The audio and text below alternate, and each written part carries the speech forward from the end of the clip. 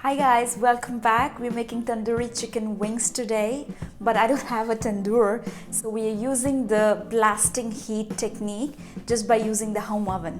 Tandoori chicken, as the name suggests, originated in India before independence, and like all great work refugees and immigrants do, tandoori chicken was brought to Old Delhi by a refugee who fled Pakistan post-independence.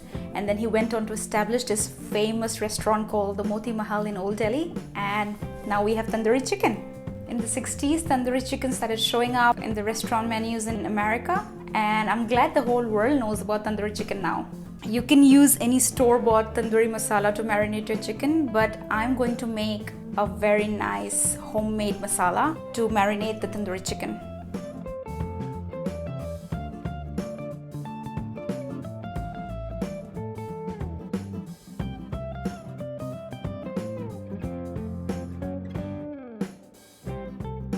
Take a large mixing bowl and add a dollop of full fat yogurt, ginger garlic paste, cumin powder, garam masala, coriander, chaat masala. But before we add the rest of the ingredients, let's talk about why our homemade tandoori masala is so special and different from store-bought tandoori masala. Firstly, we are not adding any artificial color to achieve the rich, bright red color of tandoori chicken.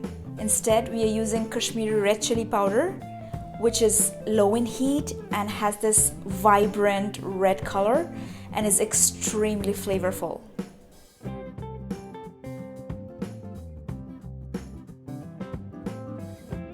Next is dry fenugreek leaves, aka kasuri methi. If you already have kasuri methi in your pantry, then chances are that you are a pro at making Indian food. If you do not have kasuri methi, then I highly recommend you pick it up in your next grocery round. Dried fenugreek leaves lend an amazing depth of flavor to your Indian curries and is a must for making dishes like tandoori chicken and butter chicken. Last but not the least, using Himalayan black rock salt.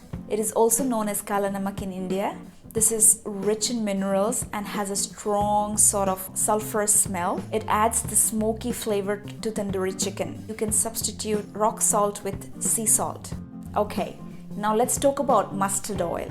This pungent yet aromatic oil has flavors of any mustard family plant such as wasabi or horseradish and is one of the best kept secrets of making authentic tandoori chicken. But hey, if you cannot get your hands on it, it's okay. Use some vegetable oil.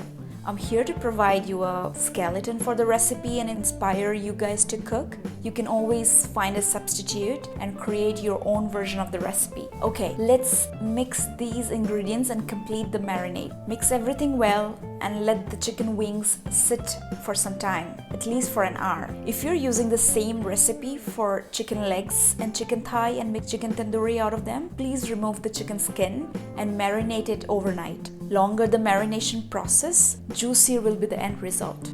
Okay, I'm already salivating. Without further delay, I'm placing the chicken in a baking tray. Try not to overcrowd the wings. My oven is preheated to 400 and I'll be baking these for around 15 minutes and then cranking up the broiler to give the wings a charred and blistered texture.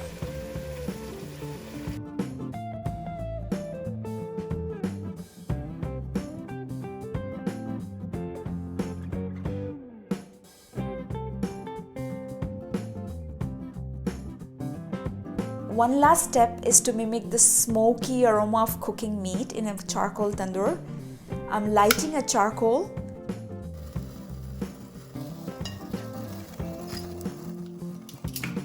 and adding some oil to it. Place the cardamom to ensure the smoke is aromatic and just cover the chicken with a lid. Let it rest for 5 minutes and you're done. Serve it as a snack or as a side. I'm serving this amazing tandoori chicken with some fantastic Nigerian jollof rice. If you guys have not seen my tutorial on jollof rice with an Indian twist, guys, you gotta check this out. It's phenomenal. And it's absolutely ready.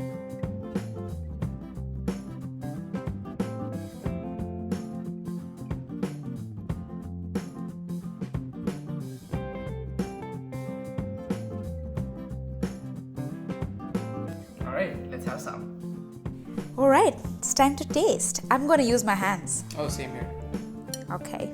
Let's do it.